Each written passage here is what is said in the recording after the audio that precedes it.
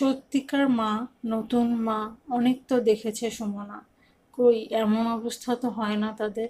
সারাক্ষণ শুধু চোখ পেতে বসে থাকতে তো দেখে না, বরং বাপরে মারিই করে কত সময়। সুমনার হৃদয়ে কি মাতৃস্নেহ এত প্রবল যে সমস্ত পৃথিবী বিস্তৃত করে দিচ্ছে সেই স্নেহ প্লাবন, অথচ মাতৃস্নেহ কৌতুককর।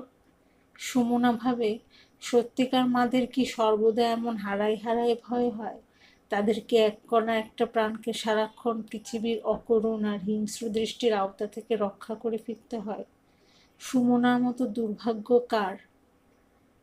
কান্তিকুমার বলে গেলেন, সুমনা গুরুজনের সঙ্গে উদ্ধত ব্যবহার করেছে। অন্যায় সুমনার, ঘোরতর অন্যায়।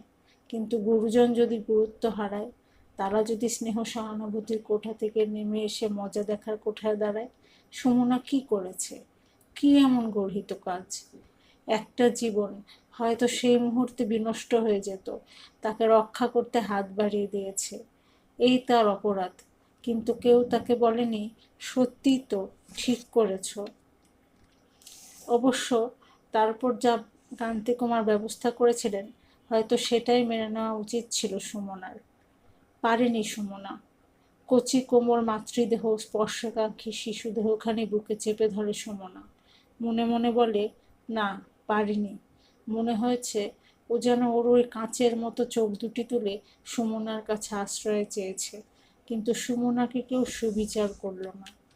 সুমনার প্রকৃতি কারো মনে পড়ল না। মনে পড়ল না অনেক দিন আগে একটা পথ থেকে পুরনো ঘেউ কুকুরছানাকে এমনি বুক দিয়ে আগলে রেখেছিল সুমনা। শত তিরস্কারেও ত্যাগ করেনি তাকে। তারপর সে তো নিজেই মুক্তি দিয়ে গেল সুমনাকে।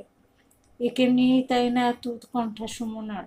এতগুলো কুটির বিষ হজম করে ও কি বাঁচবে? ভ্রুকুটি, সবাইয়ের ভ্রুকুটি। যাদের স্বার্থে এতটুকু আঁচল লাগবে না, তারাও এসে কুটিল দৃষ্টিতে তাকায়। না, এখন আর কেউ আসছে না, কিন্তু প্রথম প্রথম সবাই এসেছে ঘরে। মেলার বাজারে 5 পেয়ে গরু দেখতে যেমন আসে, তেমনি এসেছে খোকা কোলে সুমনাকে দেখতে।